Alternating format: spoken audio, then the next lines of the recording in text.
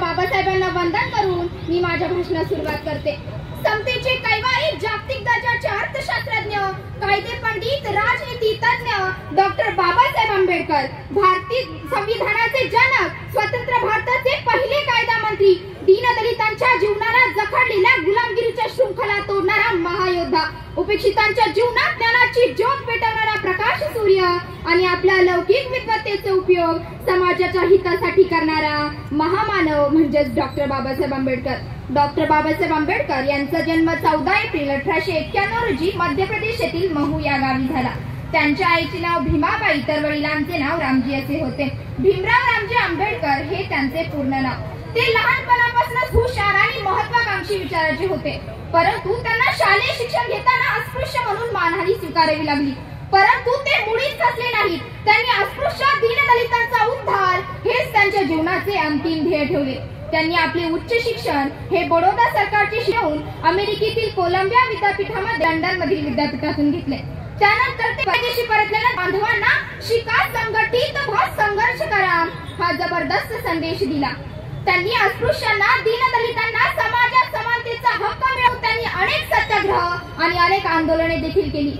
भीमरावांनी सामाजिक भेदभाव आणि उच्च नीच अशा भेदभावाचे समर्थन करणाऱ्या मनुस्मृती या ग्रंथाचे जाहीररित्या दहन केले। नाशिक मधील कारा मंदिरामध्ये दीनदलितांना प्रवेश मिळावा म्हणून त्यांनी सत्याग्रह केला।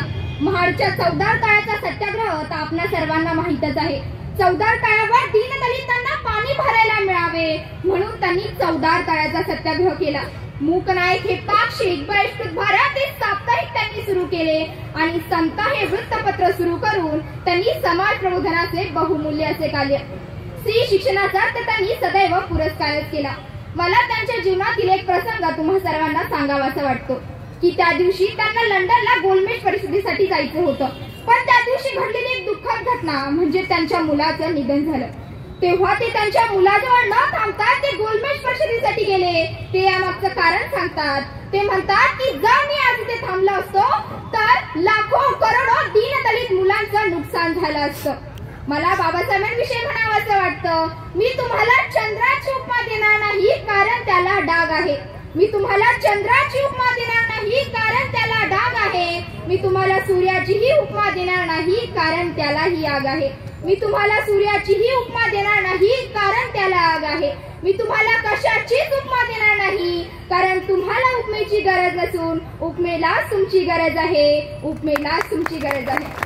प्रख्यात डॉक्टर बाबासाहेबांविषयी सांगतात की डॉक्टर बाबासाहेब आंबेडकर मनाचा धगधगता ज्वालामुखी होते। बाबासाहेब नेहमी म्हणायचे की मी जे अस्पृश्यतेत चटके सोसलेत ना ते मी माझ्या पुढच्या पिढीला कधीही सोसू देणार नाही।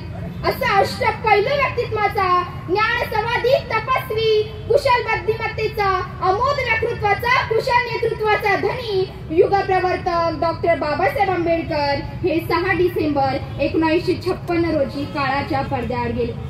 ते जरी आज आपल्यात नसले तरी त्यांचे विचार, आचार आजही लाखोंना प्रेरणा देत आहेत। शेवटी जाता जाता मला म्हणावंसं वाटतं, शोषितांना जवळ करून ही मायेची ऊब त्याने दिली। शोषितांना जवळ करून ही मायेची ऊब त्याने दिली। बुरसटलेल्या समाजाला माणुसकीची किनार दाविली। बुरसटलेल्या समाजाला माणुसकीची किनार दाविली। जातीयतेचे शमुनी वादळ मनू हातीत गाडला। जातीयते वादळ मनूला त्याने गाडला। समतेचे उठोनी वादळ बहिष्कृत भारत त्याने घडविला। बहिष्काने घडविला। हिमालयापरी तटस्थ राहुनी मनुवाद्यांचा कर्दन का तो ठरला। माणूस म्हणून नाकारलेल्यांना जगण्याचा हक्क दिला। माणूस म्हणून नाकारलेल्यांना जगण्याचा हक्क दिला। शतकानुशतके गुलामगिरीच्या अंधाराखालीत लिपचित पडलेल्या समाजाला शिक्षणाचा दीपस्तंभ दिला। शिक्षणाचा दीपस्तंभ दिला। गुलामाला गुलामीची जाणीव करून तोच खरा मूकनायक ठरला। तोच खरा मूकनायक ठरला। एवढे बोलून मी माझ्या भाषणास पूर्ण विराम देते। जय हिंद, जय महाराष्ट्र। धन्यवाद।